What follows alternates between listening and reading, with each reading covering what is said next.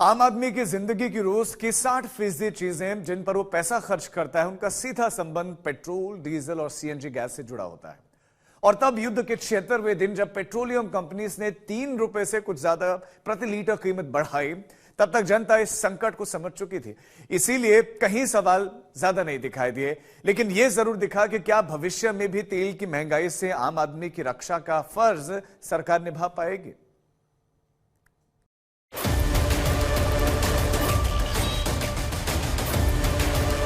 महंगाई की फुल मार रहेगी। देखिए, जो सामान अगर दूर से आता है तो उसका पैसा बढ़ेगा ही बढ़ेगा। आप 1 रुपये बढ़ाएंगे तो वो 3 रुपये बढ़ाएंगे।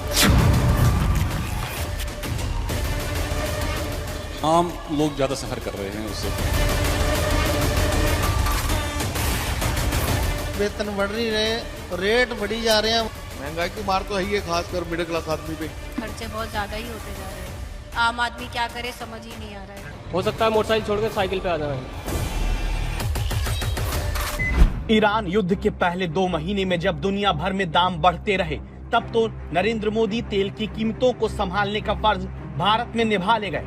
लेकिन क्या आगे तेल की महंगाई के युद्ध में सरकार मोर्चा संभाल पाएगी?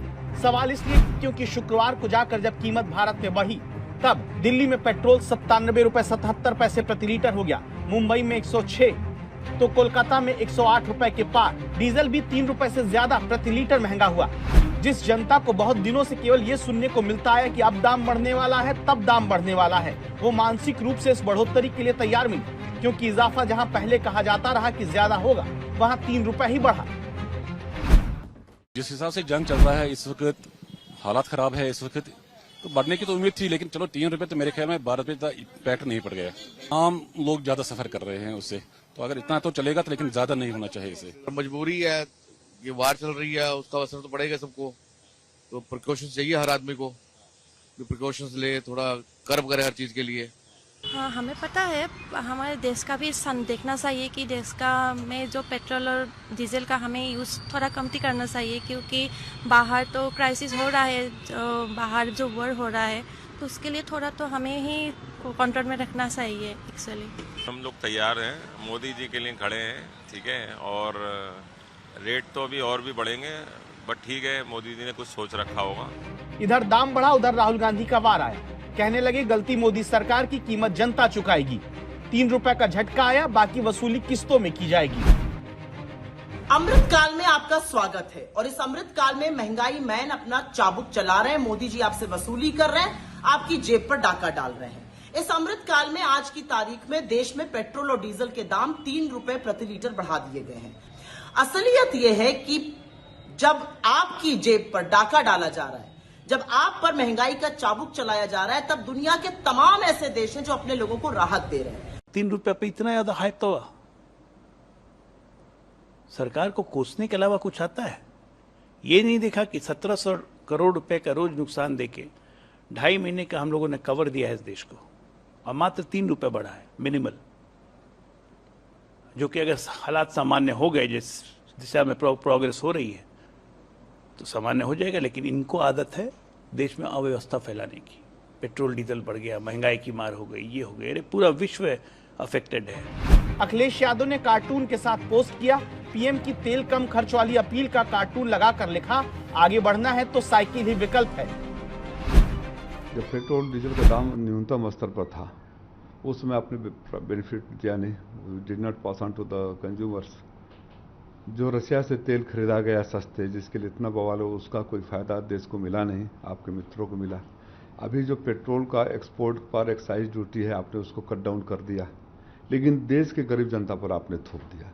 इस बात को साबित करता है कि आपके जहन में भी कहीं भी देश और कॉमन मैन नहीं रहता है, आपके जहन में वही आपके मित्र रहते हैं जिनके लिए आप काम करते हैं। आज देश के अंदर जो संकट है, वो हमारे जरिए बनाया हुआ संकट नहीं है, वो संकट पूरे दुनिया में जो अमेरिका, ईरान, इजराइल वॉर के वजह से जो आर्थिक संकट पूरे दुनिया में है, उसके अनुपात में यहाँ पे थोड़ा सा दाम बढ़ा है, और जनता इसको समझती है।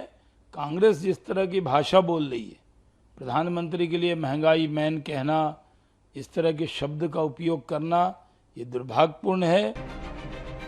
अब सवाल है कि क्या 3 रुपए का इजाफा एक ट्रेलर है और आगे तेल के दाम फिर बढ़ सकते हैं? सवाल की वजह ये कि 15 मई को सीएनजी की कीमत 2 रुपए किलो बढ़ी और 17 मई की सुबह 1 रुपए किलो फिर बढ़ा दी जाती है। इस पर भी कांग्रेस ने निशाना साधा, लिखा कि सीएनजी के दाम आज फिर बढ़े हैं, चुनाव खत्म होते ही वसूली जारी है। इसीलिए समझना जरूरी है, क्या जो दाम अब तक 3 रुपए पेट्रोल डीजल सीएनजी में बढ़े वो आगे क्या और बढ़ेंगे? हाँ तो कितना? क्योंकि पूरी दुनिया में युद्ध के 78 दिन बाद भी तनाव खत्म नहीं हुआ। स्ट्रेट ऑफ हॉर्मुज बंद होने से पूरी दुनिया को एनर्जी शॉक लगा। इस शॉक के कारण जब कच्चे तेल की कीमत $100 के ऊपर लगातार बनी हुई, पेट्रोल पर तब दावा है कि अब भी तेल कंपनियों को 12 रुपए 73 पैसे प्रति लीटर का घाटा आ रहा है, जबकि डीजल पर दावा है 13 रुपए 83 पैसे प्रति लीटर का घाटा अब भी है। सवाल है कि अगर ये घाटा पेट्रोल डीजल पर 3 रुपए दाम बढ़ाने के बाद भी है, तो भविष्य में तेल कंपनियां अगली किस्त महंगाई की ला सकती हैं। 3 रुपए वाकई पर्याप्त नहीं है, परंतु मैं समझता हूं सरकार ने ऑयल मार्केटिंग कंपनी से बहुत सी समझदारी से बहुत थोड़ा अमाउंट कंज्यूमर के ऊपर पास ऑन किया है। परंतु अगर लगातार क्रूड ऑयल के दाम अंतर्राष्ट्रीय मार्केट में इसी प्रकार ऊपर बने रहे या और ऊपर गए, तो ऐसी और भी वृद्धि देखने को मिल सकती है। लोगों को तैयार रहना पड़ेगा। युद्ध से पहले तेल $72, $73, $74 पर बैरल मिलता था। आज आपको $110, $112 पर बैरल, बल्कि इंडियन बास्केट की कीमत उससे भी ज्यादा है। अभी 3-1 रुपए बढ़ा है, लेकिन मुझे लगता है आने वाले दिनों में जब मैं अपने हिसाब किताब या कैलकुलेशन करता हूँ तेल के पूरा जो सप्लाई चेन है, तो मुझे लगता है कि अभी तो कीमत और बढ़ेगी। अब तक सरकार ने खुद ही एक्साइज ड्यूटी घटाकर तेल कंपनियों का घाटा और कीमत बढ़ने से रोकना संभालना चाहा, लेकिन अब कहा जा रहा है कि जो वैश्विक संकट है उसमें यह संभव नहीं। सरकार भी ये कहती है कि फरवरी से 15 मई तक दुनिया के ज्यादातर देशों में पेट्रोल और डीजल की कीमतों में भारत के मुकाबले कहीं अधिक इजाफा हुआ है।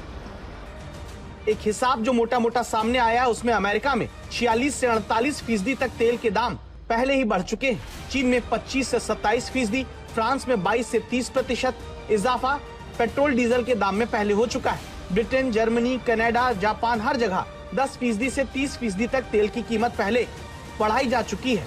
पाकिस्तान में तो कहा गया कि पेट्रोल की कीमत 60% तक बढ़ाई गई। बांग्लादेश में भी यही हाल है। बस भारत में करीब 3% का इजाफा पेट्रोल डीजल के दाम में हुआ है। तो अब सवाल आता है कि क्या इसीलिए प्रधानमंत्री नरेंद्र मोदी ने पूरे देश से तेल बचाने की अपील की, जहां मंत्रियों ने काफिला कम कर दिया। मंत्री, नेता, विधायक मेट्रो से प्रधानमंत्री के कहने पर चलने लगे और देश से अपील करने लगे कि सभी सार्वजनिक परिवहन का इस्तेमाल करें। कंपनियों को virtual meeting, work from home के लिए कहा जाने लगा। और क्या इसी का पालन सबने किया तो तेल की आगे की महंगाई से भारत बच सकता है? जवाब हमने अशोक लाहिड़ी, नीति आयोग के उपाध्यक्ष से पूछा है। इनके जवाब को ध्यान से सुनिएगा। You can read the signal in two ways. One, you have a supply shock. Supply has gone down. So either you can voluntarily cut down on your demand and supply and demand adjust themselves without much of a price rise. If you do not adjust demand, then prices will go up and do the needful.